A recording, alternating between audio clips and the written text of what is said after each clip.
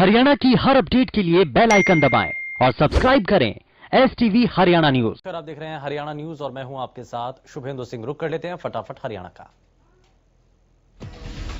हरियाणा में मनोहर लाल सरकार पर बना संकट खत्म हो चुका है। सरकार के खिलाफ बुधवार को विधानसभा में कांग्रेस की ओर से लाया गया अविश्वास प्रस्ताव गिर गया।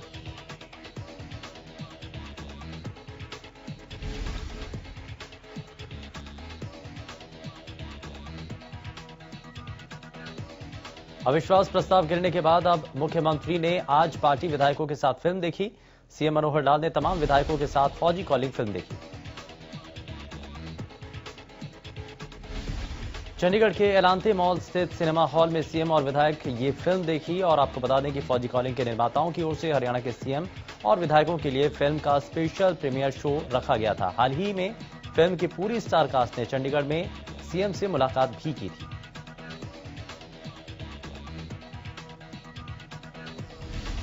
रतला से निर्दलीय विधायक नैनपाल रावत ने कांग्रेस पर जमकर हमला किया। निर्दलीय विधायक नैनपाल रावत ने कहा कि विधानसभा के बजट सत्र में लाए गए अविश्वास प्रस्ताव पर जो पूर्व निर्धारित था वही हुआ। उन्होंने कहा कि कांग्रेस वालों को पता था कि उनके पल्ले कुछ नहीं। नैनपाल रावत ने कहा कि कांग्रेस ने हरियाणा की जनता को बरगलाने का काम किया। नैनपाल रावत ने कहा कि अविश्वास प्रस्ताव लाकर कांग्रेस की विश्वसनीयता जनता में और खत्म हो गई। विधायक नैनपाल रावत ने कहा कि यह कृषि कानून सरकार किसानों की भलाई के लिए लाई है। अंबाला शहर में भारतीय किसान यूनियन ने कल विधानसभा में सरकार के पक्ष में वोट करने पर और विधानसभा में दिए बयान को लेकर अंबाला शहर के विधायक असीम गोयल का उनके आवास पर पुतला फूका। आपको बता दें कि बीते दिन विधायक असीम गोयल ने विधानसभा में कहा था कि कांग्रेस सत्ता पाने के लिए देशद्रोहियों और गद्दारों के साथ मिल गई, जिस पर कांग्रेस विधायकों ने आपत्ति जताई और सदन में हंगामा कर किसानों को लेकर के यहां नारेबाजी किसानों के द्वारा की गई। इसी के चलते किसानों ने विधायक असीम गोयल का पुतला फूका और इस दौरान किसानों ने विधायक के खिलाफ जमकर नारेबाजी की। विधायक के आवास स्थान पर पहले से ही भारी पुलिस बल तैनात था और सुरक्षा के पुख्ता इंतजाम किए गए थे। महाशिवरात्रि के मौके पर राष्ट्रपति रामनाथ कोविंद ने ट्वीट कर देशवासियों को शुभकामनाएं दी। उन्होंने ट्वीट कर लिखा, महाशिवरात्रि के पुनीत अवसर पर सभी देशवासियों को शुभकामनाएं। राष्ट्रपति रामनाथ कोविंद ने ट्वीट कर लिखा, देवी पार्वती और भगवान शिव के विवाह के पावन स्मरण मनाया जाने वाला ये उत्सव संपूर्ण मानवता के लिए कल्याणकारी हो। प्रधानमंत्री नरेंद्र मोदी ने भी शिवरात्रि के मौके पर देशवासियों को शुभकामनाएं दी। पीएम ने ट्वीट कर लिखा कि देशवासियों को महाशिवरात्रि के मौके पर ढेरों शुभकामनाएं। हर हर महादेव। देश में आज महाशिवरात्रि की धूम है। भगवान शिव के भक्त सुबह से ही मंदिरों की कतार में लगे हैं। कोरोना काल के बीच आई महाशिवरात्रि को काफी सावधानी के साथ मनाया जा रहा है।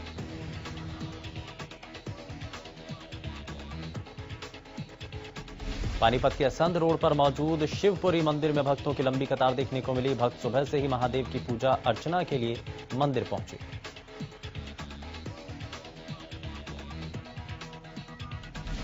यमुनानगर में भी भक्त सुबह से भगवान शिव का जलाभिषेक कर रहे हैं और शिवरात्रि के मौके पर मंदिरों को खास तौर पर सजाया गया।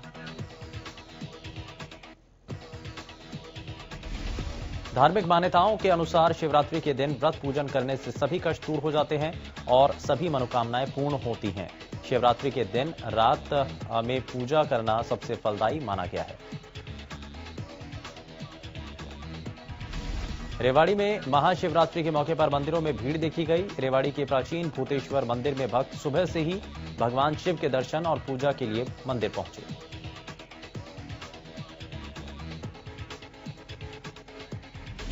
गुरुग्राम में भी शिवरात्रि के मौके पर मंदिरों में भक्तों की भारी भीड़ देखने को मिली। सुबह से मंदिरों में श्रद्धालुओं का तांता लगा रहा। श्रद्धालु भगवान शिव की पूजा के लिए मंदिर में पहुंचकर शिवलिंग पर दूध और गंगाजल चढ़ाकर भगवान शिव की पूजा आराधना उनके द्वारा कर रहे हैं। मान्यता है कि शिवरात्रि के दिन ही भगवान शिव और माता पार्वती का विवाह हुआ और इस दिन शिव पार्वती की बारात भी निकाली जाती है। गोहाना में महाशिवरात्रि बड़े ही धूमधाम से मनाई जा रही है। सुबह से ही शिव भक्त बड़ी संख्या में मंदिरों में जाकर पूजा अर्चना कर रहे हैं और शिवलिंग पर जल चढ़ा रहे हैं। कैथल के 11 रुद्री प्राचीन मंदिर में भक्त महादेव के दर्शन कर रहे हैं। इस मंदिर में भगवान शिव के 11 शिवलिंग एक ही स्थान पर स्थापित हैं, इसीलिए इसे 11 रुद्री शिव मंदिर कहा जाता है। किसान नेता गुरनाम चढ़ूनी ने सरकार के खिलाफ बीते दिन कांग्रेस की ओर से लाए अविश्वास प्रस्ताव पर बयान दिया और कहा कि हमने विधायकों से अपील की थी कि हम एक बार आपका वोट मांग रहे थे, लेकिन विधायकों ने किसानों की नहीं सुनी। चढ़ूनी ने कहा कि देश की जनता को बचाने के लिए केवल हमने एक बार विधायकों से वोट की अपील की, लेकिन वो भी इन्होंने जनता को वोट नहीं दिया, वो भी इन्होंने पूंजीवाद को वोट दिया। किसान नेता गुरनाम चढ़ूनी ने किसानों से कहा कि जो लोग तुम्हारे नहीं हैं, आपको भी उनका नहीं बनना है। किसान नेता गुरनाम ने कहा कि जिन लोगों ने आपके कहने पर वोट नहीं दिया, आपको भी उनको वोट नहीं देना। होडल में महाशिवरात्रि के मौके पर मंदिरों में भक्तों की भारी भीड़ देखने को मिली। इस दौरान भक्तों ने धूमधाम के साथ शिवलिंग पर जलाभिषेक किया। मान्यता है कि इस दिन शिवलिंग पर जल, दूध, बेलपत्र, बेर और भांग चढ़ाने से भक्तों की सभी मनोकामनाएं पूर्ण होती हैं और उसे महादेव की विशेष कृपा मिलती है। महाशिवरात्रि के मौके पर फरीदाबाद के मंदिरों में भी भक्तों की भारी भीड़ देखने को मिली। इस दौरान भक्तों ने शिवलिंग पर जलाभिषेक कर भगवान शिव की पूजा अर्चना की। लोहारू के गिगनाऊ गांव में ग्रामीण दूध, सब्जी, आटा और दाल के साथ साथ घरेलू सामान लेकर टीकरी बॉर्डर के लिए रवाना हुए। इस दौरान महाराज सदानंद सरस्वती ने किसानों को किसान एकता का झंडा दिखाकर रवाना किया। स्वामी सदानंद ने कहा कि दिल्ली बॉर्डर पर दिए जा रहे धरनों से देश में अराजकता का माहौल बन गया और किसानों की मांगों को सरकार को हर हाल में मानना होगा। उन्होंने कहा कि किसान अपने अस्तित्व की लड़ाई नहीं लड़ रहा, बल्कि हर वर्ग के लिए संघर्ष कर रहा है। उन्होंने कहा कि जब तक 3 कृषि कानून वापस नहीं होंगे, किसान अपने मिशन से हटने वाले नहीं। कृषि कानून के विरोध में किसान 106 दिनों से दिल्ली बॉर्डर पर डटे हैं। किसानों का कहना है कि जब तक कृषि कानून वापस नहीं होते, ये आंदोलन जारी रहेगा।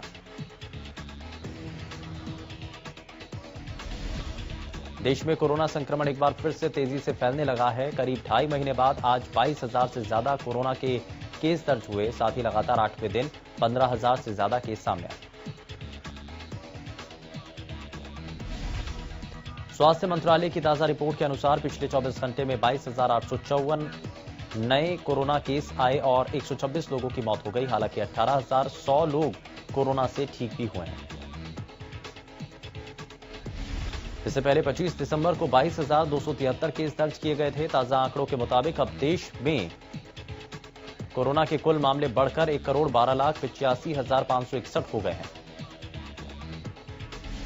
कुल 1,58,189 लोगों की जान जा चुकी है। 1,09,38,146 लोग कोरोना को मात देकर ठीक हो चुके हैं। देश में एक्टिव केसों की संख्या बढ़कर 1,89,226 हो गई।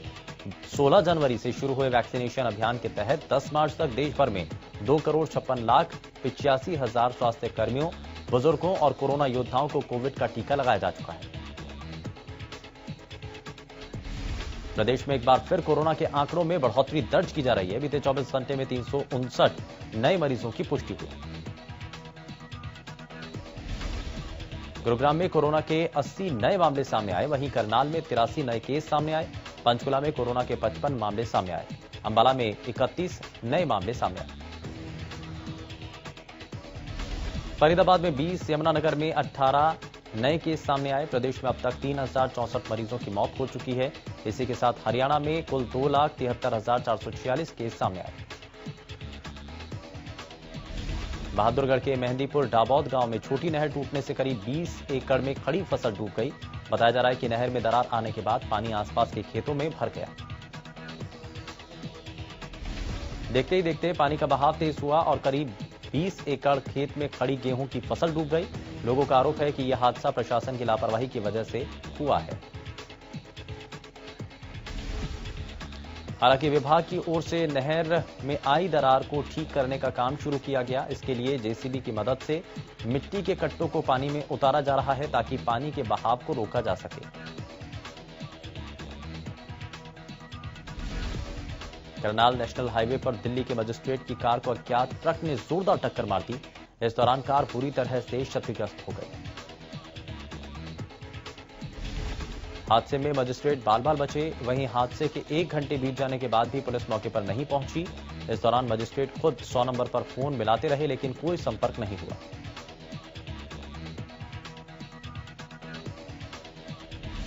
करनाल के नीलोखेड़ी में निर्माणाधीन सिविल अस्पताल में काम करते वक्त एक मजदूर बिजली की तारों की चपेट में आ गया, जिसके चलते 19 साल के मजदूर की मौत हो गई। जिसके बाद बाकी मजदूरों ने भी काम बंद कर दिया।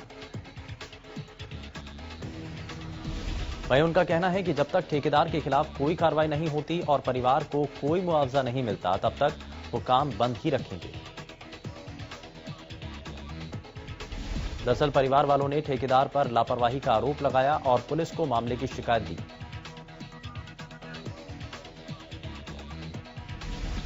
विधानसभा में अविश्वास प्रस्ताव गिरने के बाद किसान संघर्ष समिति हरियाणा की ओर से बड़ा बयान सामने आया।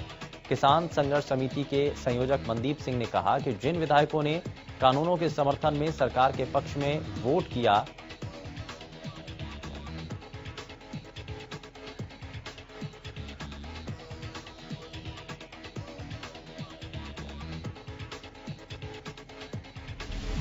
उन विधायकों का सामाजिक बहिष्कार किया जाएगा। इन विधायकों को जब वोट की जरूरत थी तब ये किसानों के दरवाजे पर थे और आज कई विधायकों ने किसान के खिलाफ वोट डालकर अपना असली चेहरा दिखा दिया है। ये विधायक सरकार के साथ हैं, कॉर्पोरेट के साथ हैं और किसानों के विरोध में हैं। मनदीप सिंह ने कहा कि आने वाले दिनों में जेजेपी बीजेपी के विधायकों और नेताओं को गांव में घुसने नहीं दिया जाएगा।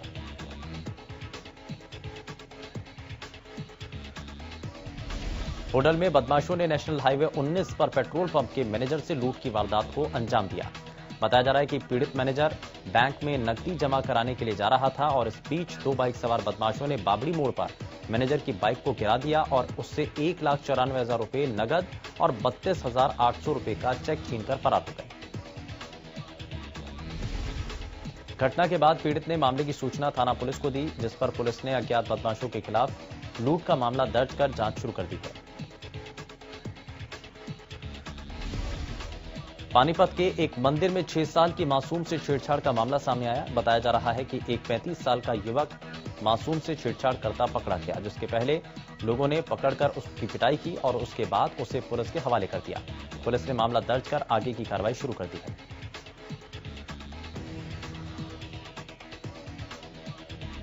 सिरसा के रानिया रोड स्थित श्री बाबा तारा कुटिया में बुधवार रात्रि को महाशिवरात्रि का आयोजन किया गया और जिसमें शिव विवाह नाटिका का कार्यक्रम हुआ।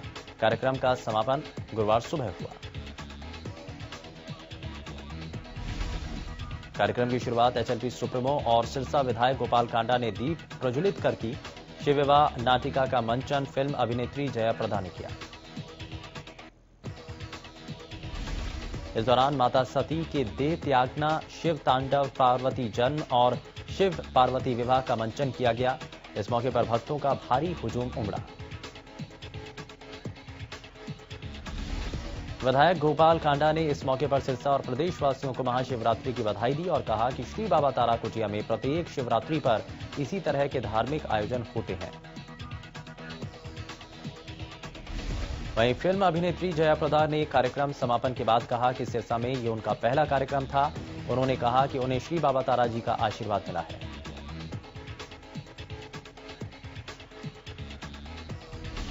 साइबर सिटी में गर्मी के आगाज के साथ पानी का संकट गहरा रहा है। कहीं लोग गंदा पानी पीने को मजबूर हैं तो कहीं पानी का टीडीएस बहुत ज्यादा होना मुश्किल का कारण बना है। गुरुग्राम में द्वारका एक्सप्रेस वे के नजदीक बसी हुई साई कॉलोनी में पिछले 3 सालों से कॉलोनी के अंदर जो निगम की तरफ से पानी की सप्लाई दी जानी थी वो अभी तक नहीं दी गई। यही नहीं, यहां रहने वाले लोगों को पानी के टैंकर किराए पर मंगाकर अपना गुजर बसर करना पड़ रहा है। लोगों की शिकायत है कि कई बार शिकायत करने के बाद भी अधिकारियों के द्वारा इस पर कदम नहीं उठाए जा रहे हैं। दरअसल साई कॉलोनी में जो पानी है उसका टीडीएस बहुत ज्यादा है और खारा पानी होने के कारण ये पानी पीने योग्य नहीं है, जिसके चलते कॉलोनी से बाहर निगम की जो पानी की सप्लाई है उससे इस कॉलोनी के अंदर पानी की सप्लाई मांगी गई थी। दूसरी तरफ गुरुग्राम का वीरनगर में दूषित पेयजल के चलते स्थानीय लोगों के लिए परेशानी बन चुकी है। यहां स्थानीय लोगों को अब बीमारी का डर सताने लगा है। समस्या को लेकर लोक पार्षद से लेकर निगम के तमाम अधिकारियों का दरवाजा खटखटा चुके हैं, लेकिन उनकी मुश्किल का समाधान नहीं हुआ। वहीं अब हालात बद से बदतर होते जा रहे हैं। कोरोना के बढ़ते आंकड़ों के बीच सर की दादरी पुलिस ने चेकिंग अभियान चलाया। इस अभियान में स्कूल बसों की विशेष तौर पर जांच की जा रही है। एसडीएम डॉक्टर वीरेंद्र सिंह ने बताया कि शहर में 8 से 10 स्कूली बसों के चालान काटे गए। स्कूली प्रशासन कोविड के नियमों का सही तरीके से पालन कर रहा है या नहीं, इसी के मद्देनजर बसों की जांच की जा रही है। वहीं नियमों की अवहेलना करने वालों के चालान काटे जा रहे हैं। साथ ही कोरोना के बढ़ते मामलों के बीच लोगों को जागरूक किया जा रहा है। भिवानी के छोरे मनीष कौशिक ने हाल ही में स्पेन में आयोजित 35वीं अंतर्राष्ट्रीय बॉक्सिंग प्रतियोगिता में 63 किलोग्राम भार वर्ग में स्पेन के बॉक्सर अमारी को 5-0 से हराकर अपना पैर ओलंपिक में जमा लिया है। भिवानी पहुंचने पर अंतर्राष्ट्रीय खिलाड़ी मनीष कौशिक का कई संगठनों ने भव्य स्वागत किया। वहीं बॉक्सर मनीष ने बताया कि वो परिवार वालों के आशीर्वाद से इस मुकाम तक पहुंचे हैं। आगे कहा कि ओलंपिक में गोल्ड मेडल जीतना ही उनका लक्ष्य है। मनीष के कोच मनजीत सिंह ने बताया कि उन्हें पूरी उम्मीद है कि मनीष ओलंपिक में गोल्ड मेडल जरूर हासिल करेगा। कनीना के गांव गोढ़ा में एक पशु डेयरी में काम करने वाले दंपति को अज्ञात व्यक्ति खेतों से घसीटते हुए अपहरण कर ले गए, जबकि उनके 4 साल के बच्चे को वहीं पर छोड़ गए। इस बात की जानकारी जब डेयरी मालिक को मिली तो उसने खोजबीन शुरू की। कई देर बाद जब दंपति का कोई पता नहीं चला तो उसने मामले की जानकारी पुलिस को दी। सूचना मिलने पर एसएचओ उमर मोहम्मद और डीएसपी राजीव कुमार की टीम ने मौका का मुआयना कर अपहरणकर्ताओं की तलाश शुरू की। पुलिस ने बताया कि गुढ़ा गांव का ही दूसरी डेयरी संचालक जयपाल दंपति का अपहरण कर ले गया। फिलहाल पुलिस मामले की जांच कर रही है। गोहाना में ऑनलाइन ठगी के मामले रुकने का नाम नहीं ले रहे हैं। दरअसल गांव रौलत लतीफपुर के रहने वाले एक किसान समुद्र के खाते से साइबर ठगों ने लगभग 7,99,000 रुपए निकाल लिए, जिसके बाद सदर थाना गोहाना में शिकायत की गई। शिकायतकर्ता का कहना है कि उसके पास रुपए निकालने का मैसेज भी नहीं आया। पूरे मामले को लेकर एसएचओ कर्मजीत ने बताया कि ग्रामीण समुद्र के खाते में करीब 11,85,000 रुपए थे। 28 फरवरी को एटीएम से करीब 20,000 रुपए निकलवाए गए थे, जिसके बाद खाते में करीब 3,65,000 रुपए का बैलेंस दिखाया, जबकि राशि इससे ज्यादा थी। खाते की जांच कराने पर पाया कि उसके खाते से करीब 3 बार में लगभग 7,99,000 रुपए निकाले गए। पुलिस ने शिकायत के आधार पर अज्ञात लोगों के खिलाफ मामला दर्ज कर जांच शुरू कर दी गई है। करनाल पुलिस ने 2 शातिर ठगों को गिरफ्तार किया है, जो कभी एसपी का रीडर बनकर, कभी ड्रग इंस्पेक्टर बनकर तो कभी सरपंच बनकर लोगों को ठगा करते थे। पुलिस ने कोर्ट में पेश कर आरोपियों को जेल भेज दिया है। प्रदेश में पंचायतों का समय खत्म होने के साथ ही सभी पंचायतों को बंद कर दिया गया। अब ग्रामीण इलाके में होने वाले विकास कार्य और चल रहे विकास कार्यों की देखरेख block development and panchayat officer सहित जिला उपायुक्त देखरेख करेंगे। इन कामों के बारे में पूर्व सरपंचों से इसका जायजा लेंगे। जब हरियाणा न्यूज की टीम ने गांव आदर्श और खातौली में हुए विकास कार्यों का जायजा लिया तो कई बातें सामने आई। वहीं गांव के सरपंच सतपाल का कहना है कि 5 साल के अंदर उन्होंने 75% काम करवाकर इस गांव में विकास की छड़ी लगा दी। अभी भी कुछ काम बाकी रह गए, जिन्हें वो जल्द ही पूरा करवाने की कोशिश करेंगे। अंबाला नगर परिषद ने पिछले साल हिल रोड सहित सभी जगह अवैध तौर पर सब्जी की रेहड़ी फड़ी लगाने वालों को गांधी मैदान के साथ और बीना की मंडी में जगह अलॉट की, जबकि 300 के करीब लोग वहां चले गए और बावजूद इसके कुछ लोगों ने फिर हिल रोड पर टीन की शेड डालकर अवैध मार्केट बना ली। इसी को लेकर रेहड़ी और फड़ी वालों को हटाने के लिए जब पुलिस और परिषद प्रशासन ने कार्रवाई की तो रेहड़ी वालों ने हिल रोड पर स्थित सभी सब्जी की दुकानें बंद करने की मांग की। इस दौरान प्रशासन और दुकानदारों में हल्की नोकझोंक देखने को मिली। सब्जी मंडी के प्रधान वैसाखी राम सभी सब्जी मंडी को एक जगह करने की मांग कर रहे हैं। परिषद सचिव राजेश ने सख्त निर्देश देते हुए कहा कि हिल रोड से रेहड़ी और फड़ी हटाने के बाद अगर कोई भी यहां दोबारा रेहड़ी फड़ी लगाने की कोशिश करेगा तो उसके खिलाफ सख्त से सख्त कानूनी कार्रवाई की जाएगी। फतेहाबाद में चोरों के हौसले दिन पर दिन बुलंद होते नजर आ रहे हैं। ताजा मामला फतेहाबाद के सरकारी अस्पताल का है, जहां 12 नंबर कमरे में लगी एलईडी चोरी हो गई। इस चोरी की जानकारी अस्पताल के एसएमओ राजेश कुमार ने दी। उन्होंने बताया कि अस्पताल में ट्रेनिंग के लिए एलईडी लगाई गई थी, लेकिन वो एलईडी चोरी हो गई। चोरी की पूरी वारदात कमरे में लगे सीसीटीवी कैमरे में कैद हो गई। वारदात की जानकारी पुलिस को दी गई। पुलिस रिपोर्ट दर्ज कर तफ्तीश में जुट चुकी है। स्मार्ट सिटी गुरुग्राम में सरकार ने 2000 डीजल ऑटो के बदले ई रिक्शा चलाने का ऐलान किया। इन बदले गए ऑटो में सिर्फ वही ऑटो होंगे जो 10 साल से पुराने होंगे। सूत्रों के अनुसार मुख्यमंत्री ने इस महीने इन ई रिक्शा को हरी झंडी वो दिखाएंगे और सरकार के इस ऐलान के बाद डीजल ऑटो चालकों में भारी रोष है। उनका कहना है कि ई रिक्शा की बैटरी जल्द खत्म हो जाती है और वो 1 या 2 किलोमीटर से ज्यादा नहीं चल पाते। डीजल ऑटो चालक सरकार के फैसले से नाराज है।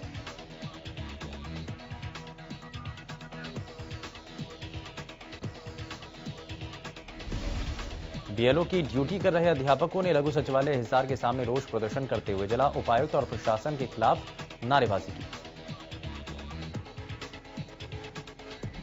अध्यापकों का आरोप है कि सरकार और प्रशासन की ओर से उन पर शिक्षा देने के अलावा दूसरे काम जबरदस्ती थोपे जा रहे हैं, जबकि अध्यापकों का काम बच्चों को पढ़ाने का है। लघु सचिवालय के सामने बीएलओ की ड्यूटी छोड़ अध्यापकों ने 38 बिंदुओं के परिवार पहचान पत्र के आए सत्यापन सर्वे के विरोध में बहिष्कार करते हुए प्रशासन के खिलाफ नारेबाजी की। उन्होंने कहा कि किसी भी आय का सत्यापन अध्यापक कैसे कर सकते हैं और बाद में अगर उसमें त्रुटि मिलती है तो उसके जिम्मेदार भी अध्यापक माने जाते हैं। इसीलिए उन्होंने इस कार्य का पूर्ण रूप से बहिष्कार करते हुए सचिवालय के सामने नारेबाजी की। सरकार की तरफ से जरूरतमंदों के लिए पेंशन योजना बनाई गई, जिसमें बेसहारा लोगों को मदद मिल सके, लेकिन ऐसे बहुत से लोग हैं जो गलत तरीके से बिना जरूरत के पेंशन ले रहे हैं।